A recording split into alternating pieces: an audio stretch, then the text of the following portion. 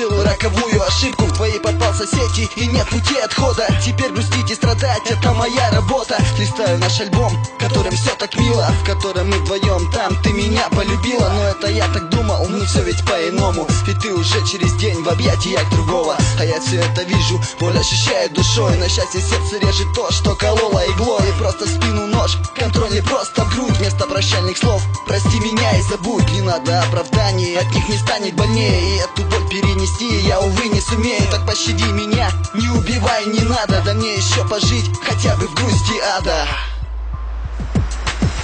Прости за боль, холод души моей. Тебя люблю, последний раз поверь.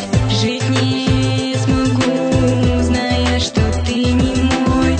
Лишь для тебя готова стать другой. Вновь не вернуть былое позади. За всю ту боль, пожалуйста, прости. И лишь во окне я вижу образ твой.